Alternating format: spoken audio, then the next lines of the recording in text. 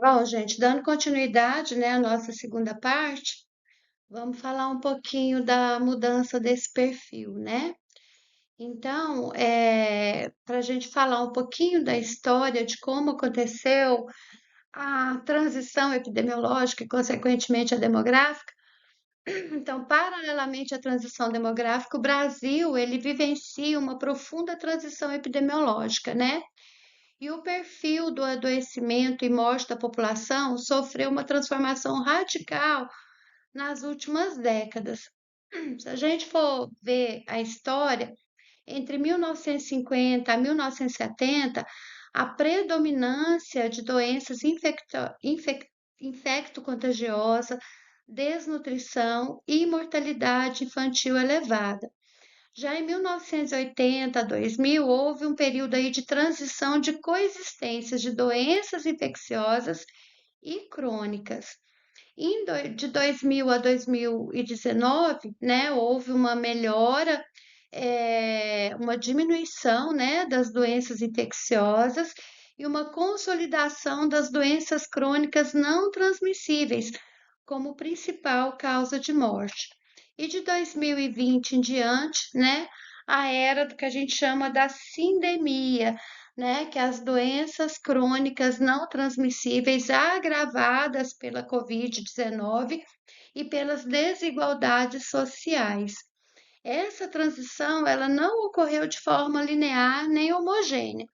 As regiões mais desenvolvidas completaram o processo, enquanto áreas vulneráveis ainda convivem com doenças de ambos os perfis, tanto doenças infecto-contagiosas como as crônicas não transmissíveis, né? Que é o fenômeno conhecido como dupla carga de doenças. As principais doenças crônicas não transmissíveis, elas representam hoje a maior carga de doença no Brasil, sendo responsáveis pela maioria das mortes e incapacidades. E aí, compreender este perfil é essencial para planejar ações efetivas de prevenção e de reabilitação. As quatro categorias, né, de doenças com fatores de riscos modificáveis hoje são tabagismo, alimentação inadequada, inatividade física e o uso nocivo de álcool. E a demanda, né, e isso leva a demanda por abordagens preventivas, né, que devem ser sustentadas ao longo do curso da vida. Dentre as principais doenças crônicas não transmissíveis, a gente tem aí hoje as doenças circulatórias, né? Então, as doenças cardiovasculares, elas lideram as causas de mortes no Brasil hoje e representam a principal fonte de incapacidade funcional entre idosos. Três condições destacam-se, né, por sua prevalência e impacto.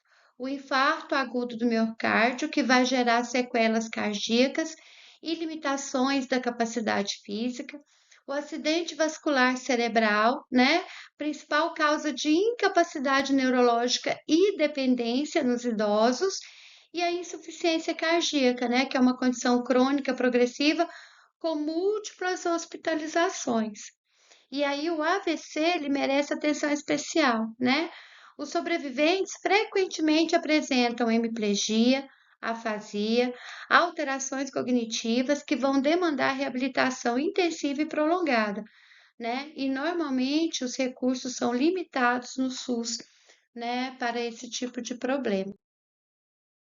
Outras doenças, né, crônicas, não transmissíveis hoje são as neoplasias, né, devido ao envelhecimento.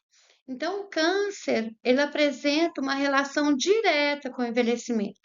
A incidência aumenta proporcionalmente com a idade, refletindo tanto a exposição acumulada a fatores de riscos, quanto as alterações celulares relacionadas ao envelhecimento biológico. E aí avanços terapêuticos, né, aumentam significativamente a sobrevida de pacientes oncológicos, criando uma demanda crescente aí por reabilitação oncológica especializada.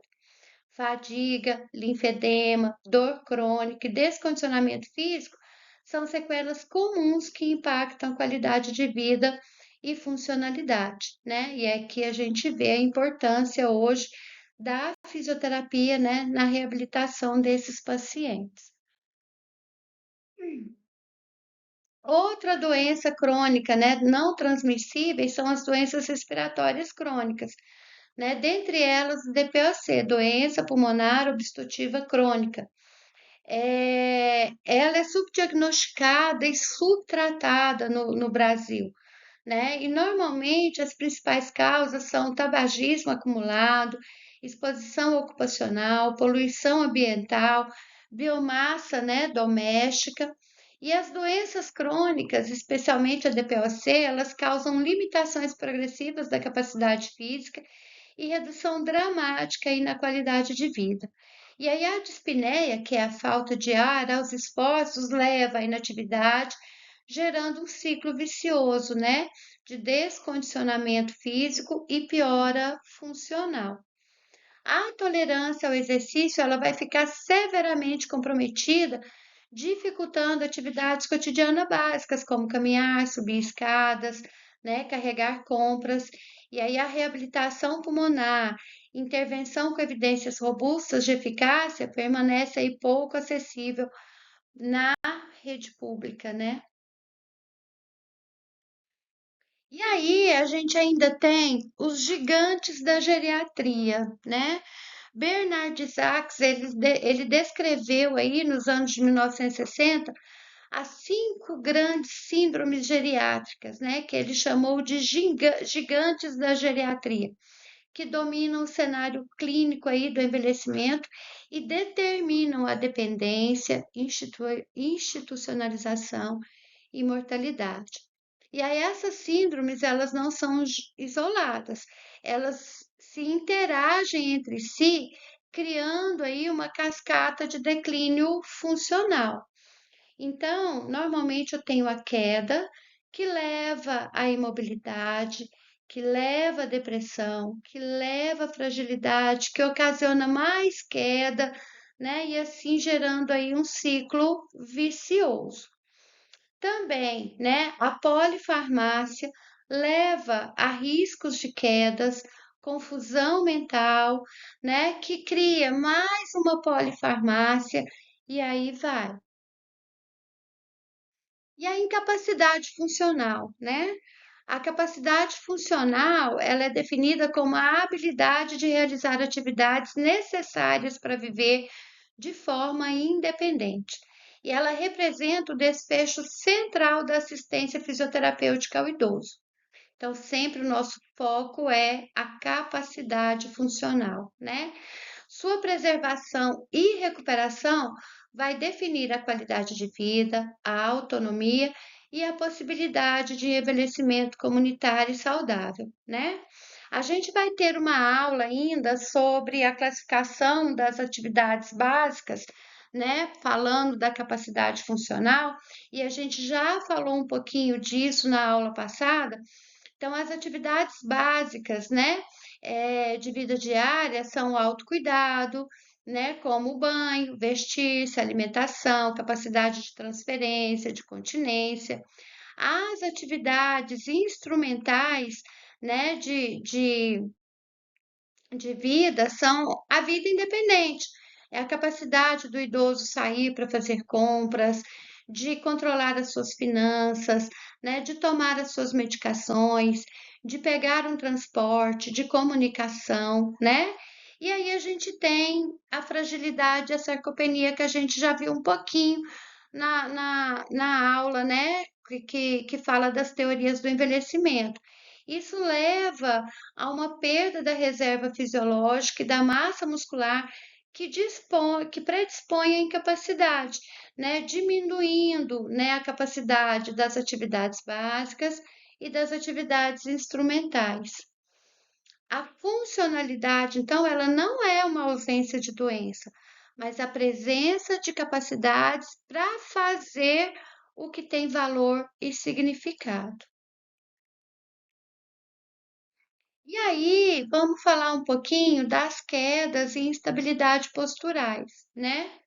Então, as quedas, elas representam a principal causa de hospitalização por causas externas entre idosos e desencadeiam uma cascata de eventos adversos que frequentemente resultam em perda da independência, né? Então, a queda, ela leva ao medo de cair, esse medo de cair leva a uma redução da atividade, que leva ao descongestionamento, que predispõe o idoso a novas quedas, que vai aumentando ainda mais o medo de cair e assim sucessivamente. Então, o ciclo queda, medo e mobilidade é particularmente perigoso, né? Pernicioso. Após uma queda, mesmo sem lesões graves, muitos idosos desenvolvem um medo intenso de cair novamente. Esse medo ele leva à restrição das atividades, que por sua vez causa descondicionamento, perda de força e equilíbrio, né? Paradoxalmente aumentando ainda mais o risco de novas quedas. E aí, gente, cerca de 30% dos idosos acima de 60 anos caem ao menos uma vez por ano. Entre os octogenários, essa proporção ela aumenta em até 50%. Dentre essas síndromes geriátricas que a gente viu, né, a gente tem aí as demências e a doença de Alzheimer como a principal delas, né? Então, a demência, especialmente a doença de Alzheimer, elas representam uma das mais desafiadoras condições associadas ao envelhecimento. Elas se caracterizam por declínio cognitivo progressivo, que compromete a memória, linguagem, orientação e capacidade de realizar as atividades cotidianas. O impacto ele transcende o indivíduo acometido, atinge profundamente a família, né? Cuidadores e familiares, frequentemente mulheres de meia idade, enfrentam aí uma sobrecarga física, emocional e financeira significativa, né? E a exaustão do cuidador, ela é reconhecida como uma síndrome clínica específica.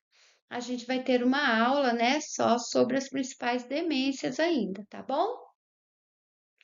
No Brasil, estima-se que existam mais de 1,2 milhões de pessoas vivendo com demência, número que deve triplicar aí em até 1950. O SUS ainda não possui rede estruturada para diagnóstico precoce, tratamento e suporte aos cuidadores, né? E aí, uma tarefinha para a gente fazer, né? Em casa, para a gente discutir depois, né? Então, aqui um caso clínico, né? De um paciente de 82 anos, viúva, hipertensa, diabética, 3 quedas no último ano. Quais são os determinantes sociais que influenciam essas quedas? Quais riscos funcionais essa idosa apresenta, né? E como o AGA, que é a avaliação, né, ampla, a geriátrica ampla, pode auxiliar para prevenir novas quedas e ajudar essa idosa.